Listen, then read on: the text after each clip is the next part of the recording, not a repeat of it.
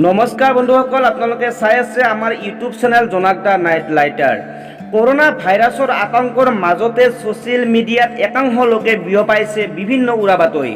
শেহতীয়াকৈ তেনে এক উৰা বাতৰিয়ে তলপাৰ লগাইছে ছ'চিয়েল মিডিয়াত শ্বেয়াৰ কৰা পোষ্টত কোৱা হৈছে যে নলবাৰীত এটি দাঁত থকা শিশুৰ জন্ম হৈছে আৰু জন্ম পায়ে শিশুটিয়ে পৃথিৱী ধ্বংস হ'ব বুলি কৈছে আৰু সকলোকে ঘৰৰ বাহিৰত এইকেইদিন তিনিগছিকৈ বন্তি জ্বলাবলৈ দিছে। এই কথাষাৰ কৈয়ে শিশুটিৰ মৃত্যু হোৱা বুলি কোৱা হৈছে এই উৰা বাতৰিটোত। এই উৰা বাতৰিক বিশ্বাস কৰি একাংশ লোকে ছ'চিয়েল মিডিয়াত লিখিছে যে নাজানো কি হয়, সংকেত শেষ হোৱাই নাই।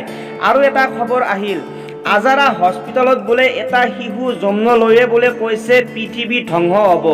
সেয়েহে ঘৰৰ পদূলিত 3 চাকি জ্বলাই 3বাৰ উৰুলি দিব কৈছে।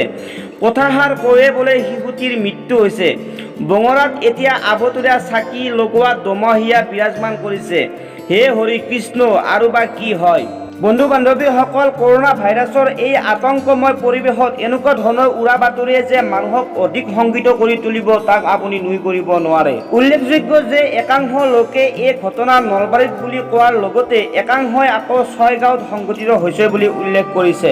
অস্তিত্বহীন এই বাতৰি বিয়পি পৰাৰ লগে লগে বিভিন্ন স্থানত নঙলা মুখত বন্তি প্ৰজ্বলন কৰাও দেখা গৈছে ছ'চিয়েল মিডিয়াৰ বিভিন্ন পোষ্টত। উল্লেখযোগ্য যে দাঁতসহ যিটো নৱজাতকৰ ফটো ছ'চিয়েল মিডিয়াত শ্বেয়াৰ কৰা হৈছে, সেইখন ফটো বহু বছৰ আগৰে পৰা গুগলত উপলব্ধ। কোনো দুষ্ট চক্ৰই গুগলৰ পৰা এনে ধৰণৰ ফেক নিউজ বিয়পাইছে ছ'চিয়েল মিডিয়াত। কৰোনা মহামাৰীয়ে বিশ্বজুৰি ত্ৰাসৰ সৃষ্টি কৰাৰ সময়ত এনে ধৰণৰ ফেক নিউজ বিয়পাৰ উদ্দেশ্য কি সেয়া বোধগম্য নহয়। সেয়েহে এনে ধৰণৰ ভুৱা খবৰৰ পৰা আপোনালোক আঁতৰি থাকক। বন্ধু বান্ধৱীসকল, বৰ্তমান সময়ৰ এই কৰোনা ভাইৰাছৰ আতংকময় পৰিৱেশত নিজকে সজাগ আৰু সচেতন হৈ থাকিব বুলি আশা কৰিছোঁ। ধন্যবাদ।